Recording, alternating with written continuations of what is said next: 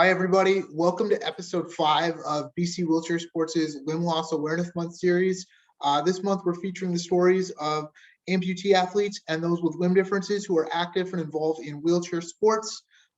Today, I'm very pleased to be joined by Team BC seated thrower and multiple-time national champion, Dakoda Darling. How you doing tonight, Dakoda? I'm doing good. How are you? I'm doing great, thanks. So just to get things underway, I figured we would start just by getting you to speak about how you first came to be involved in wheelchair sports and how you decided on throws. Well, I became involved in wheelchair sports fairly quickly after my amputation. I was attending rehab at GF Strong, and I was approached by my goodness, I'm forgetting his name right now, Richard, who was a Paralympian for wheelchair basketball. Just to come and join the have a go sessions at GF Strong for just trying out wheelchair sports. And then from there, I just started getting involved in all the different sports and just kind of made my way over to throws. Sweet. Now, you said you got into it pretty quickly. So what was it that motivated you to kind of give those a try? Was there any apprehension at first on your part, or did you just kind of go gung-ho into it straight away? I kind of was gung-ho into it right away. I've always been involved in quite a few sports from when I was younger, so trying something new wasn't it was pretty, I was pretty eager to try like wheelchair sports once I found out about them. And how did you find, those initial experiences when you were trying things out? Was it a pretty positive environment? Were you able to access a lot of support in knowing how to get involved and what to access? BC Wheelchair Sports is like, they are one of the like most positive groups I've ever been involved with. Like, they're, when you're trying things out, there's almost nothing you can do that you're doing wrong. And everyone from teammates to other people just trying it out are always like, they're super inclusive and they just want to have everyone have a good time with everything. Yeah. Now, with throws, what was it specifically about throwing a heavy object in a field that drew you to that sport? Well, for throws,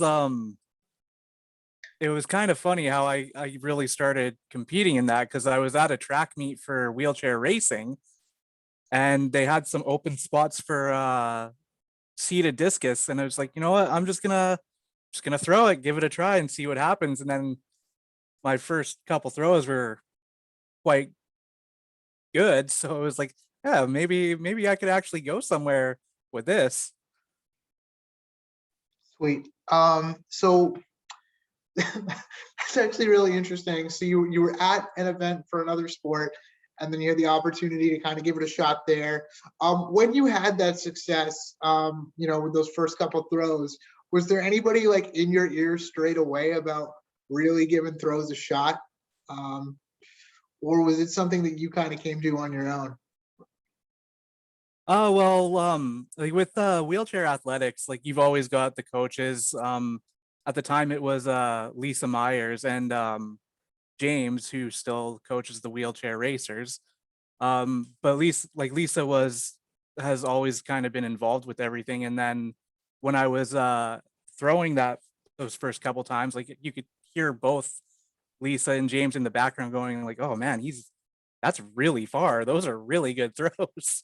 Yeah. And so it just kind of went from there. Awesome. So now when you got into it, was there anything, at first that might have been challenging or difficult for you to figure out in terms of technique, or was it fairly smooth sailing? For me, everything seemed to be fairly smooth sailing. I mean, there's always something to work on in terms of technique. Even now, like it's all technique based and practicing the technique over anything else. Yeah. So as far as training is concerned, what is the typical training session or training schedule like for a seated thrower? say for somebody out there who doesn't really know anything about throws, can you tell them kind of what it's like to practice and what's involved in that?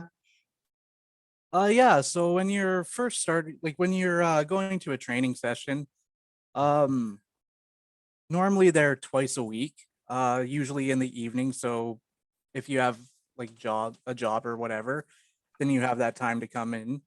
Um there's usually a training session out in Burnaby, and then there's one in Surrey. And when you go in, like you go in and you kind of just hang around for a little bit while the volunteers set up the equipment and the seated throws. And then once you're ready, you hop into a chair. There's small little warm up drills that we have, and then it's basically just throw stuff. Nice.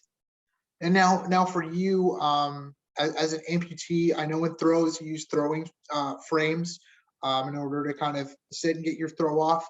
Is there any sort of specific strapping or equipment or something that maybe someone who's unsure about trying throws should be aware of before they arrive? I don't think there's anything that someone needs to be aware of. BC Wheelchair Sports, they provide all the equipment already, so you don't have to worry about any of that. The seated throws chairs that we have are all designed for like everyone in our club to kind of get up and use them and to try different seating positions out. So really there's not much that you need to worry about in terms of equipment and what to do with it. Like the coaches work with you to figure out what is the most comfortable position for you to throw. Awesome. And we've talked a little bit about training. We've talked a little bit about equipment, and obviously that's all really important, especially if you want to get better at things. But at the end of the day, the one thing that kind of unifies any athlete in any sport is that they love to compete. And I just wanted to ask you, what are your meets like, and can you tell me a little bit about some of your favorite experiences competing in track meets, track and field meets, I should say?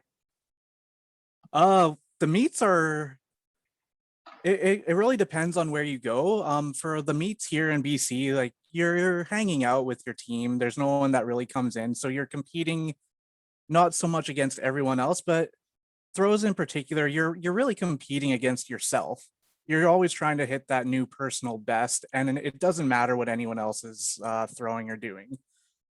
For the bigger meets, there's a lot of the same people that we see. Like for nationals, we see all the people from Alberta and Ontario, which we have good relationships with already. We do like to try and sometimes get in each other's heads here and there, so that can be quite entertaining. Um, but in terms of favorite things that have happened during meets, I think one of my most favorite ones was um beating the national record the first time for discus. That was quite a big moment for myself, and it was very exciting, and just it was almost like a breath of fresh air because that was one of my goals, was to be the national record holder. Nice. Um, and then for another one at I think it was the last national championship I went to. There was myself and another seated amputee thrower who were both in the same weight, or not weight category, same disability classification, and I beat him by 2 centimeters in a shot put throw to win silver. Nice. So That must have felt real good. And I guess going off that, would you say that there's a lot of friendly rivalries in throws then, between competitors or between teammates? I wouldn't even say that they're rivalries. Like it's all friendly at the end of the day. Yeah, I wouldn't say there's any rivalries at all. Okay, and it's interesting because you mentioned when you were talking with the local meets, spending time and hanging out with the team.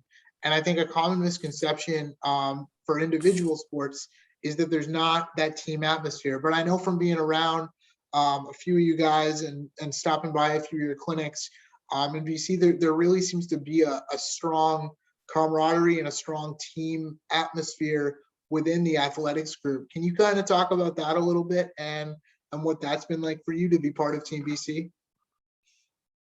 The team aspect, like I love my teammates. We're always trying to push each other to go further, especially, and it really goes with throws to go further, right? Yeah.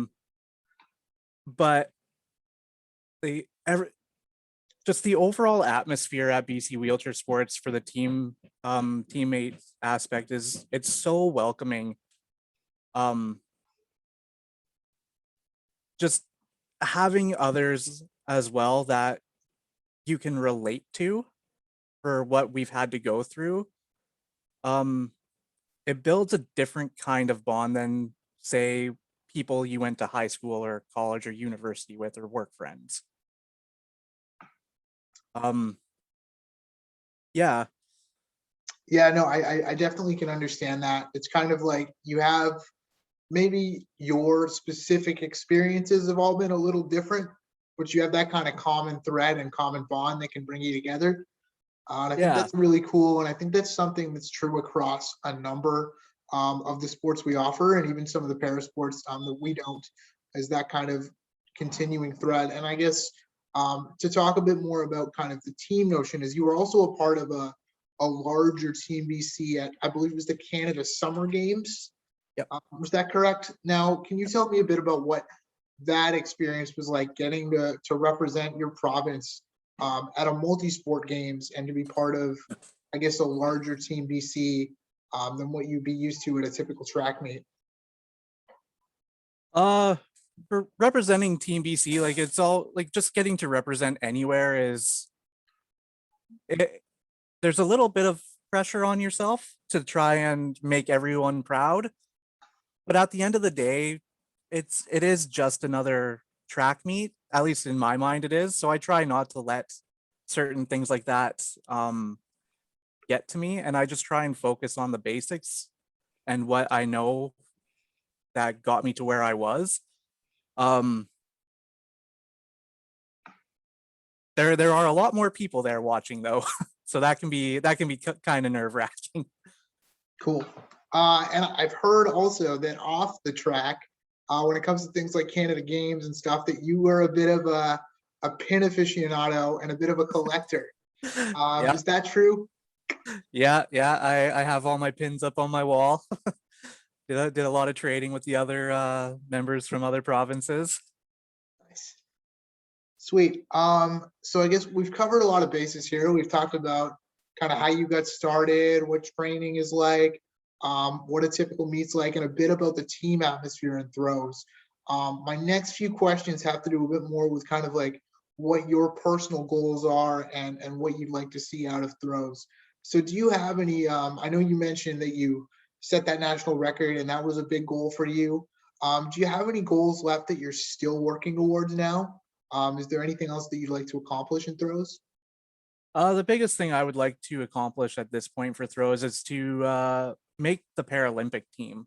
I think that would be like the pinnacle of my athletics career, and winning a medal or not wouldn't matter for something like that. Just being able to represent Canada and going to such a big international um, event would be the biggest highlight. Nice. Yeah, well, that's fantastic. And I wish you a ton of luck with that. Obviously, as we all know, getting to the Paralympics, it requires a ton of work, a ton of effort, and a ton of sacrifice. And we've been fortunate on this series to speak to a couple Paralympians already and a couple guys like you who are kind of gunning towards that. So it's always great to hear. Obviously, you've been one of the big heavy hitters on our provincial team for a few years now, racking in the medals, bringing in the national titles.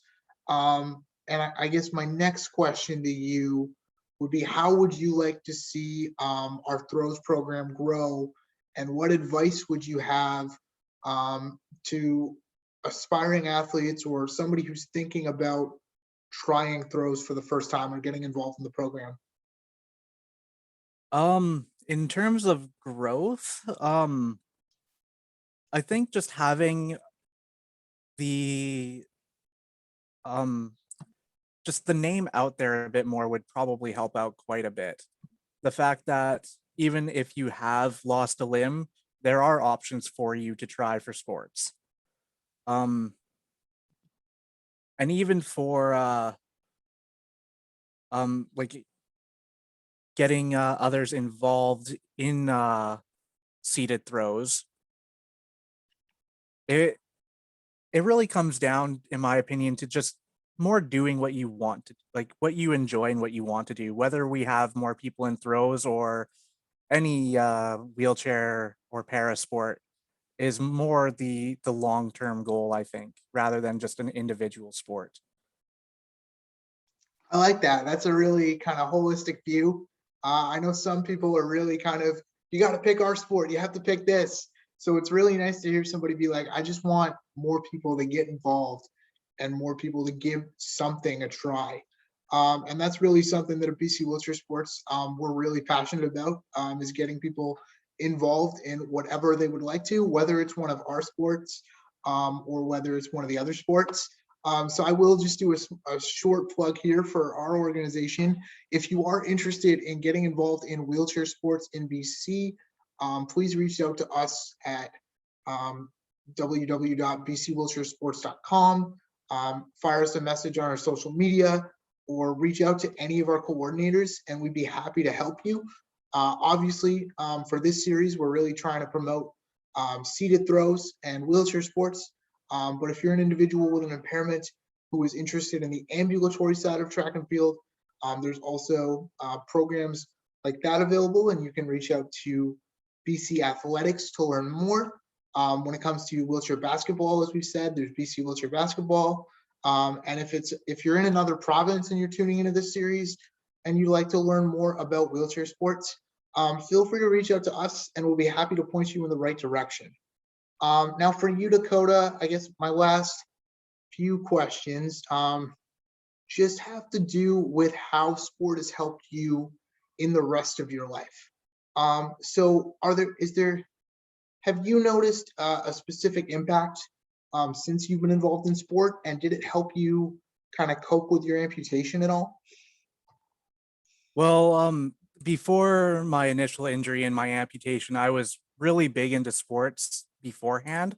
Um, in my hometown, I played almost every single sport that I could. And then when I had my injury, it almost felt like I had lost that ability. And just knowing that there's something here for people with disabilities is major. And it was almost like a whole new world opened up. Um,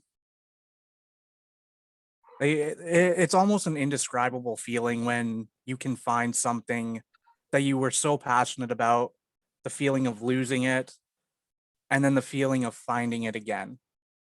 It's really, you really can't describe that kind of feeling.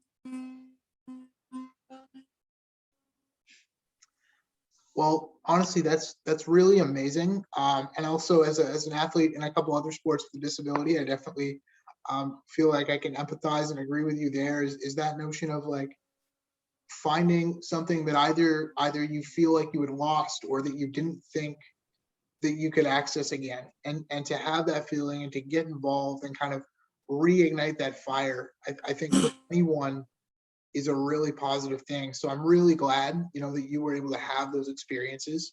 And I'm really happy that you're a part of our programs because you're a great guy and you obviously are a phenomenal athlete just from looking at some of your results in the past year. I just want to say thank you to you, Dakoda, for sharing your time and your story with us. I really appreciate it, and I hope our viewers do as well.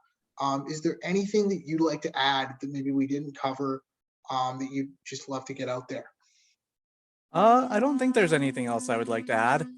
BC Wheelchair Sports is it's a great organization, so I hope we can get some more members. Awesome. All right. Well, thank you so much, Dakoda. Have a fantastic night. Yeah, To thank all you of very our much. viewers out there watching, thank you for continuing to watch and support this series. We have one more episode left in our Limb Loss Awareness Month series. Our next and final episode will be focusing on wheelchair racing. Hope you all tune in, and thanks again, everybody. Have a great night, folks and friends. Bye now.